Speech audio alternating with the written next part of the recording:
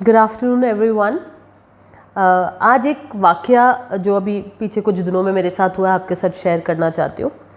So there is a child in my school who was not attending his classes for a very long time. So yesterday I spoke to him.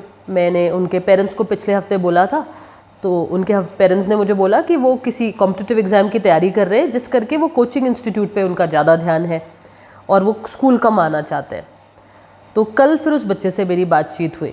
So I try to reason out with him और मैंने बोला कि क्या कारण है, आप क्यों school नहीं आना चाहते। तो उन्होंने मुझे एक जवाब दिया। उन्होंने कहा क्योंकि मुझे इंडिया के टॉप लॉ कॉलेज में पढ़ना है, जिसके लिए मुझे मेरी क्लैट की रैंकिंग बहुत अच्छी चाहिए। And at the end of the day you know what matters is how you fair well in those competitive exams. तो वो प्रोडक्ट मैटर करता है। भले उसके लिए हम क्लास मिस करें या कुछ करें, उससे कोई फ़र्क नहीं पड़ता। तो उनको जो मुझे कहना था वो तो मैंने उनसे कहा ही, बट एक बात जनरली पेरेंट्स को कहना चाहती हूँ और बच्चों को सबसे ज़्यादा कहना चाहती हूँ कि it is not always the product that counts, it's the process also. आप क्या अचीव कर रहे हैं लाइफ में, उससे कहीं ज़्यादा इम्पॉर्टेंट है कि आप कैसे अचीव कर रहे हैं। क्योंकि ये जो नंबर्स का गेम है ये एंडलेस है, there is no end to it, it's a vicious cycle that we enter into, और इसका कोई अंत नहीं है। आज हम सोचते हैं कि हम टॉप 10 में आ जाएं ताकि हम NLU में पढ़ लें, फिर हम सोचेंगे कि अब NLU से पढ़ाई हो गई तो what about my post grade, फिर हम सोचेंगे कैसे भी करके हमें हाई कोर्ट में एडवोकेट हमें बनना है, फिर हम सोचेंगे हमें जज बनना है, फिर हम सोचेंगे हमें सुप्रीम कोर्ट का जज बनना है। So there is no end to this, and in your hurry to reach your target, you will forget or you will not enjoy the process, this journey you will not enjoy। ये जो पूरा रास्ता है वहाँ तक जाने का, वो आप नहीं enjoy करेंगे। तो प्लीज़ अपने बच्चों को इस नंबर गेम से बाहर निकालिए।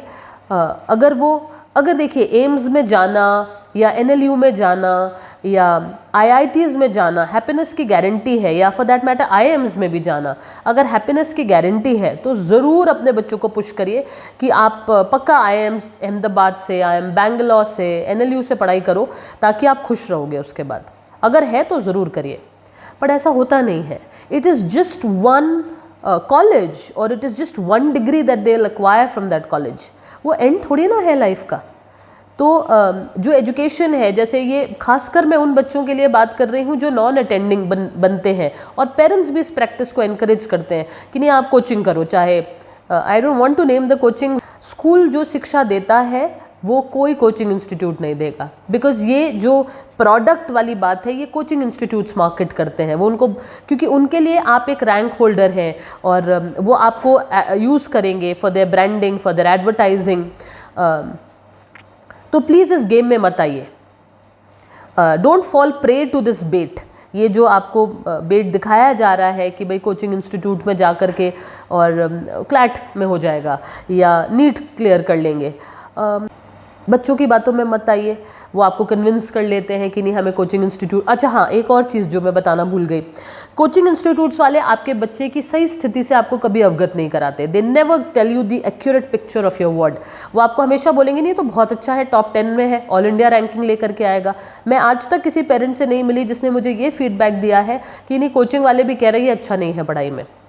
वो हर समय मुझे आके यही बात बोलते हैं कि नहीं पर कोचिंग में तो वो बहुत अच्छा कर रहा है, तो यहाँ क्यों नहीं कर रहा।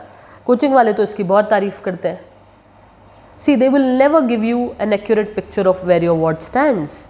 तो आप उसके साथ इन्वॉल्व होइए और बच्चों को ये बताइए कि आप अपनी एजुकेशन अच्छे से लो।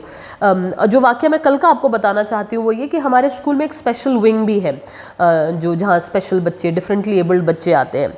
तो कल जब मैं राउंड पे निकली तो मैंने देखा हमारे विजिटर्स रूम में एक दूसरा बच्चा कुछ लिख रहा था। So just out of curiosity I entered that room और मैंने उस बच्चे से पूछा कि आप यहाँ क्या लिख रहे हो। तो उसने कहा मेरा छोटा भाई जो है वो स्पेशल विंग में आता है, तो आज मम्मी की तबीयत ठीक नहीं है तो मैं उसको लेकर के आया हूँ, तो जब तक वो 3-4 घंटे वहाँ सेशंस लेगा तब तक मैं अपनी पढ़ाई कंप्लीट करूँगा। I was really touched. 10वीं कक्षा का बच्चा, a child who studying in class 10th is utilising the time when he has to look after his younger brother. तो प्रोडक्ट कैसे इंपॉर्टेंट हुआ। दूसरा एक बच्चा जो पूरा समय पढ़ाई में लगा रहा है वो 90% लेकर आता है, और ये बच्चा जो अपने छोटे भाई की देखभाल कर रहा है, उसकी गार्जियनशिप कर रहा है और उसके बाद 90% लेकर आता है। सो प्रोडक्ट देखने में तो आपको यही लगेगा कि दोनों का 90% है, पर ऐसा नहीं है। प्रोसेस देखिए किसका ज़्यादा कम्बरसम है, किसका टफ है। तो माई वोट और माई प्रेज और my appreciation will go to the latter, जो दूसरा बच्चा जिसने अपने भाई की देखभाल करते हुए या अपने माता पिता के काम में हाथ बटाते हुए अच्छे नंबर लिए, भले ही हो सकता है दूसरे से कम भी लिए हों, पर मेरे लिए वो ज़्यादा सराहनीय है, प्रेजवर्दी है।